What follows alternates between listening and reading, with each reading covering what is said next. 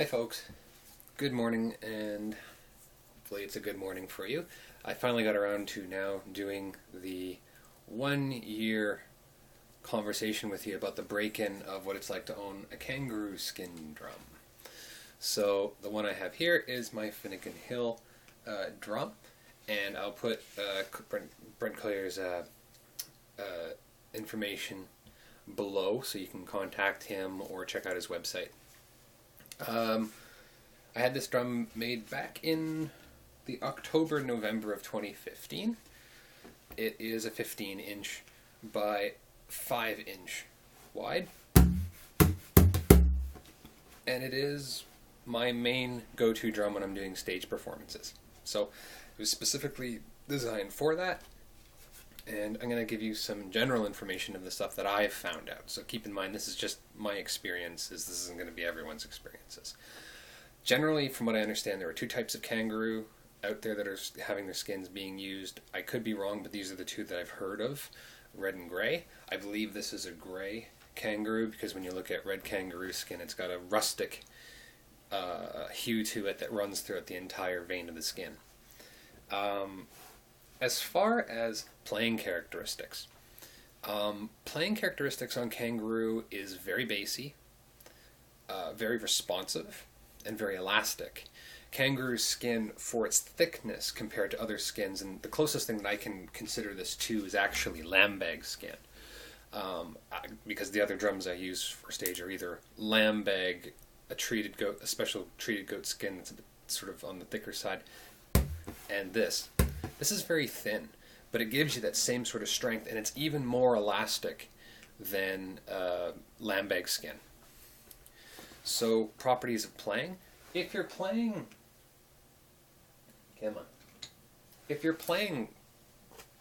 something like a dowel tipper,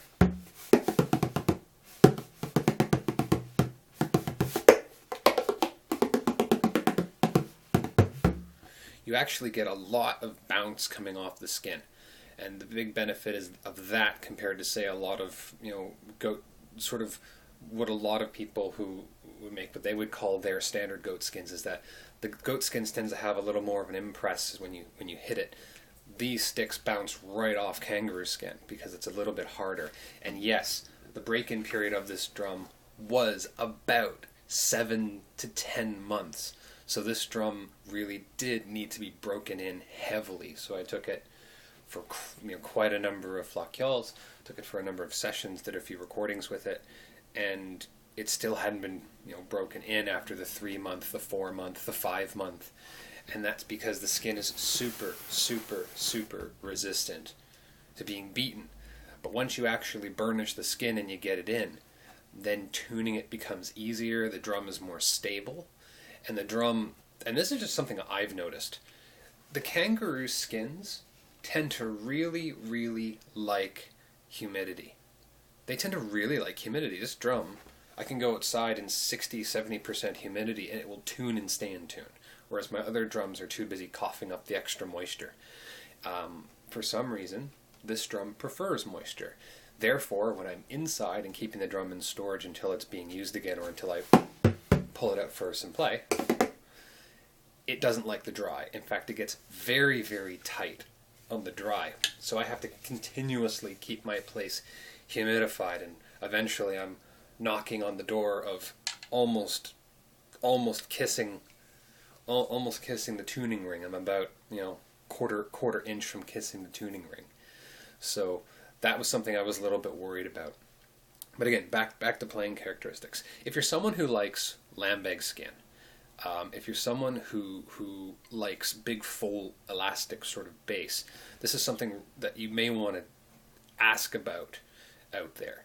And this drum, for me, I was fortunate to get some really good information from Brent at Finnegan Hill about what the characteristics of these skins sound like after their break-in period and during their break-in period. And it was during the break-in period that I really, really wanted to know so that I wouldn't be disappointed. When I got this drum originally, came out of the box, it was like super, super light. I tuned it, did not want to stay in tune, tuned it for like a month and did not want to stay in tune. It was very, very hard sort of sounding. But he had forewarned me that this drum would take a lot more time. It just requires a lot extra beating. Playing characteristics, it's basically like playing lambeg. The only sound characteristical difference, at least in my opinion, is that lambeg has a bit of a more of a knocking sort of sound if you're using, sort of pencil-like tippers like this, or if you're using something more of a thicker sort of tipper sort of thing. Kangaroo skin has a little bit of different timbre. It tends to sit right in the mid-range. And when I got this drum originally, the highs cracked. They had a very sharp, harsh sort of sound, and the bass was almost non-existent. But at the end of the second month, the bass was starting to come out. And I had to use a lot of these types of tippers, the thicker ones, and a lot of bundle tippers to bring out the most of the sound as it's going through. The bundle tipper was used the most to break in the skin, and I would sit sometimes at the computer and watch some videos, and I would take a piece of computer paper and just rub the surface just to try to give it some sort of burnishing effect as I'm sitting there for half an hour watching a program of something. The mid-range on this drum and the tom sound, which is why I have so much light screaming on one side, the tom sound is super pronounced. It is very easy to manipulate kangaroo skin because it is so thin and so tough. It has very beautiful elastic properties. As for the bass is full, round, rich, warm. Very, very nice. It's very much like a Seamus O'Kane Lambeg skin drum, with two major differences. I find that control of tone is easier on these than the Seamus O'Kanes, and I find that when the drum is broken in, the high frequency range on this drum compresses more, whereas the Seamus O'Kane drums, in my opinion, the skins don't tend to compress quite as much. I think that's the advantage maybe of lambeg. So if you like a lot of high piercing cracks, the lambeg makes a lot more sense. But what the compression does in this when it cuts in is that your high cracking hits stop sounding like they're just big explosive sounds of knocking noise. Instead, this is more of a squared off and then rounds off at the end.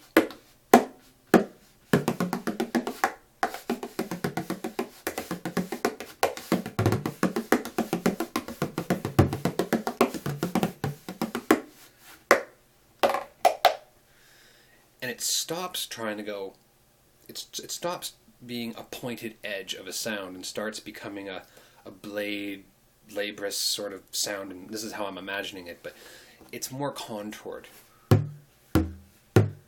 which allows you to play the mid-range. This drum's biggest strength is that the bass is so round and warm.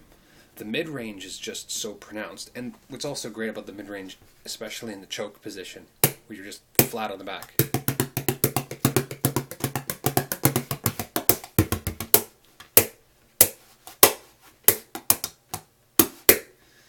it has a great amount of control without sacrificing sound characteristics. Again, the secret of this drum, I still believe, and back in my original video about this drum I did months ago, is the tuning rim.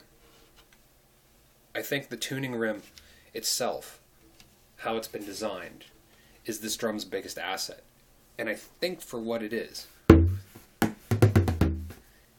best for this type of skin. Maybe not so for lambeg, but for the sake of a skin like this, it's just fabulous. It has more control, but more space on the interior sort of thing.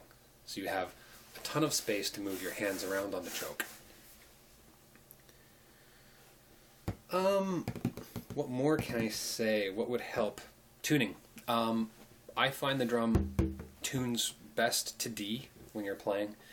When you've tuned it up, and what you end up getting is sort of, you get good pliability on the inside of the drum, and you're able to get a good push, like a 1/4 inch of skin starts pushing from the frame, or maybe not 1/4 inch, but around that, and that just feels better. You can feel it's a little more springy sort of feel. You can put your hand on there and you can, with just a finger, if you can flex the skin nicely all over, you should be able to flex it nicely and evenly all over the drum, apart from the easiest being at the middle. You should be able to get a beautiful creamy tone out of it, and you'll be able to control the tone. So if you're someone who does a lot of walking bass, Kangaroo skin is great for that. If you're someone who does a lot of mid-range stuff, or even at the high end,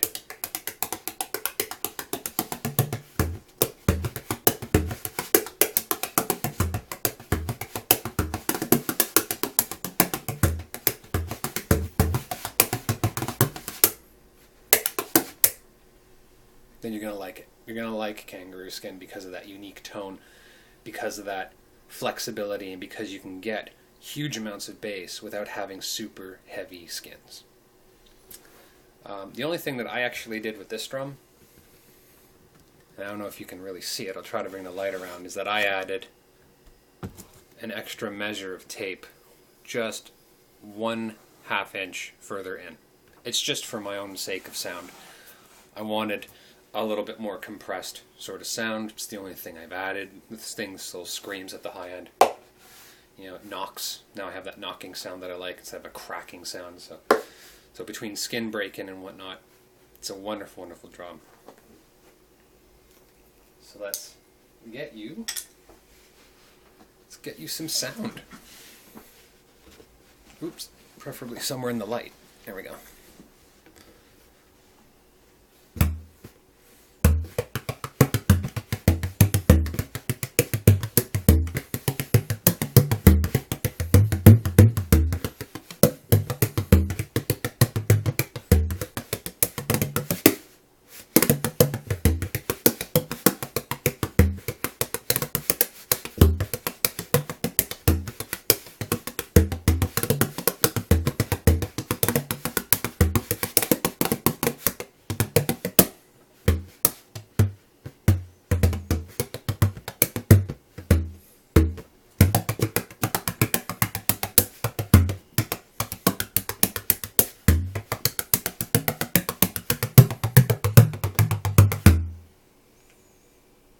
Nice. If you're someone who likes drums that cut through sessions, so you don't have to play hard, but you can still play fairly loud, definitely this